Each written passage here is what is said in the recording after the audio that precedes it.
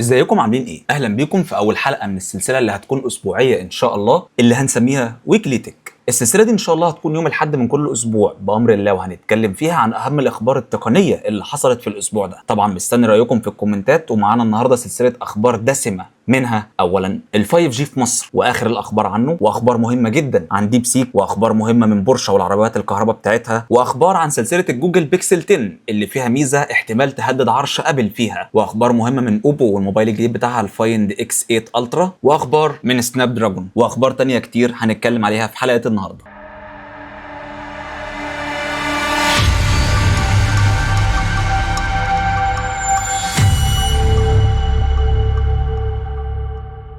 وطبعا على راس الاخبار بتاعتنا وفي بدايتها ال5 جي في مصر، زي ما اكيد كتير منكم جاله رساله على الموبايل بتاعه ان ال5 جي خلاص قرب يشتغل في مصر. فاخر الاخبار المؤكده ان شاء الله بتقول ان ال5 جي هيشتغل في مصر يوم الاربعاء اللي جاي، اللي هو هيبقى 4 يونيو حسب وزاره الاتصالات والجهاز القومي لتنظيم الاتصالات، وهيشتغل على الاربع شركات مع بعض اللي هم وي واتصالات واورنج وفودافون، لانهم حصلوا على التراخيص دي من السنه اللي فاتت، والاعلان عن بدء التشغيل هيكون في حفله فيها الاربع شركات يوم الخميس بالليل، وبناء عليه ان شاء الله ال4 جي هيبقى احسن عندي في البيت.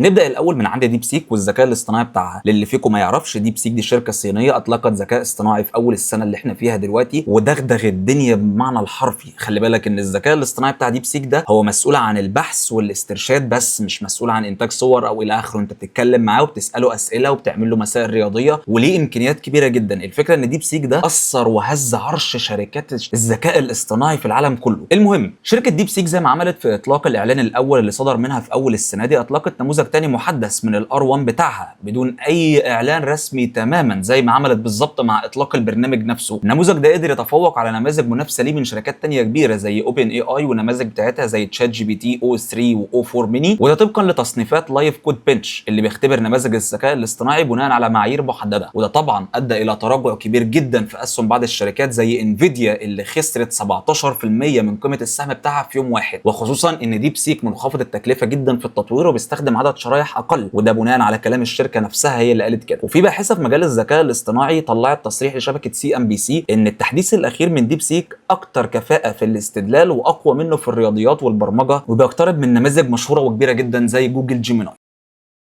ومن ديب سيك لبورشه والعربيات الكهرباء، بورشه وقفت مبيعات عربياتها التايكون في بريطانيا بسبب مخاوف من سلامه البطاريه، وطلبت من الوكلاء بتوعها في المملكه المتحده انهم فورا يوقفوا بيع اي دفعات جديده من التايكون، لان حسب اعلان وكاله معايير السائقين والمركبات البريطانيه الدي في اس اي ان في مشكله في احتمال ان يحصل ماس كهربي جوه البطاريه اللي ممكن يرفع درجه حراره البطاريه جدا ويتسبب في حريق كمان جوه العربيه نفسها. والوكاله دي بنفسها هي اللي بتشرف على حمله استدعاء المركبات، وده خلي بالك مش عيب في كل طرازات التايكان، ولكن في طرازات معينه منها. في المقابل شركه بورشه اعلنت عن تحديث برمجي خلال الشهر اللي احنا فيه ده ان شاء الله هيقدر يرصد العطل ويحذر السواق منه كمان بشكل مسبق. وخلي بالك ان دي مش اول حمله استدعاء من بورشه للعربيات التايكون بتاعتها، دي الحمله رقم 12 بسبب مشاكل متفرقه قبل كده زي مشاكل في خلايا البطاريات وخراطيم الفرامل وانظمه التعليق. فنصيحه مني لو ناوي تشتري بورشه الفتره دي بلاش التايكون.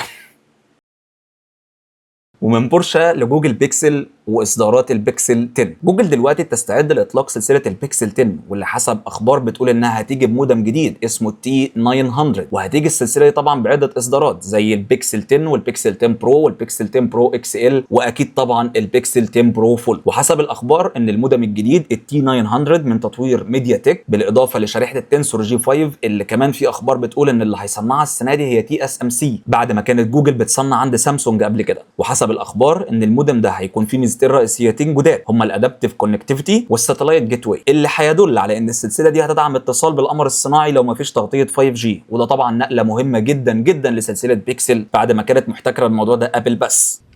No God! No God, please no! No! No! No!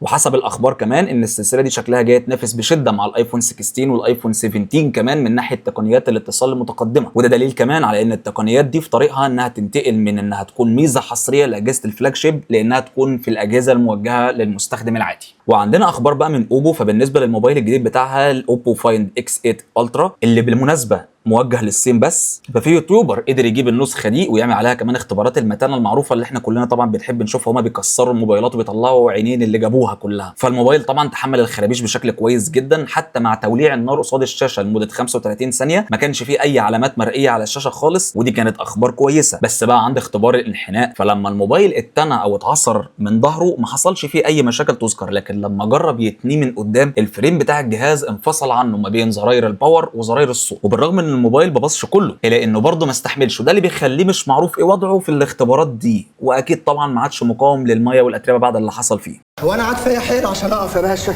اما بقى مع حبيبه قلب سناب دراجون والمعالج الجبار اللي شويه وهيحطوه في الثلاجات والغسالات ان شاء الله من كتر ما هو ممتاز، السناب دراجون 8 اليت. المعالج ده يا جماعه لابتوبات شغال، موبايلات، ما يضرش اي حاجه حطه فيها. المهم ان هم ما اكتفوش بكده، نزلوا كمان منه نسخه محسنه في الصين اسمها سناب دراجون 8 اليت ليدنج، وكأن اللي فات ما كانش كفايه في عمله ده. المهم ان في سلسله مؤخرا نزلت من ريد ماجيك كان اسمها 10 اس برو، كان موجود فيها معالج السناب دراجون ال 8 اليت ليدنج. وعلى موقع انتوتو، واللي ما يعرفش ايه هو انتوتو، هو موقع وبرنامج مختص بان هو يختبر المعالجات بتاعه التليفونات ويعصرها كويس جدا ويطلع لها في الاخر نتيجه عباره عن ارقام ويرتبها لك ترتيب مفصل. وللي فاكر ان انت مثلا اي اختبار بتعمله على انتوتو على التليفون بتاعك هينزل على القائمه، لا الكلام ده ما بيحصلش، لازم كل موبايل يتعمل له اكتر من 1000 اختبار عشان يقدر ينزل على القائمه دي. المهم ان المعالج بتاع سناب دراجون 8 اليت تصدر التقييمات على انتوتو واصبح رقم 1 على القائمه. المفاجاه مش في كده، المفاجاه ان رقم 2 على القائمه كان موبايل الفيفو اكس 200 الترا اللي جايب نفس المعالج يا جماعه، بس هو النسخه العاديه بتاعته.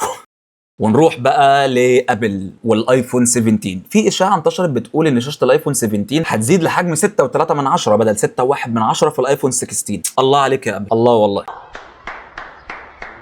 الله عليك، احسنت يا ابني والله، مبروك. وده هيخلي شاشه الايفون 17 قد شاشه ال 16 برو دلوقتي. ومع التطوير ده بقى المفروض ان الموبايل بقى حاجات تانية بقى تتطور فيه وتتظبط. لا لكن ازاي؟ حسب الاخبار الايفون 17 هيجي معالج الاي 18 ورامات 8 جيجا، يعني نفس الجيل اللي موجود دلوقتي اساسا، وبالتالي الايفون 17 هيبقى هو الايفون 16 بس في شاشه اكبر بس. طب يا جماعه نطور رامات اي حاجه؟ لا، ولو مش عاجبك كمان هنصغر الشاشه نخليها 2 انش وربع. 2 سم. ايه ال 2 سم؟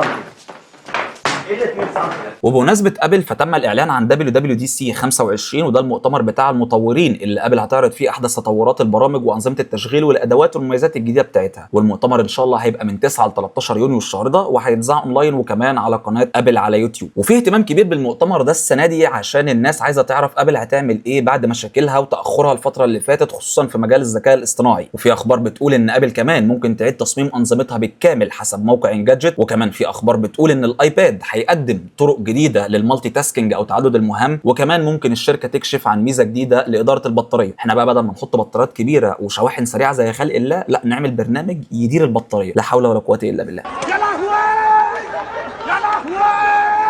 وفي كمان اخبار ان ابل هتعيد تسميه انظمه التشغيل بتاعتها لارقام ليها علاقه بالسنين بتاعتها. يعني ممكن ان شاء الله نشوف بعد كده الاي او اس اللي جاي هيبقى اسمه اي او اس 26 بدل ما يكون اي او اس 19 كما هو منتظر، وتحديثات تانية كتير. فانا هتابع المؤتمر ده ان شاء الله. ده هتبقى سواد على الكل.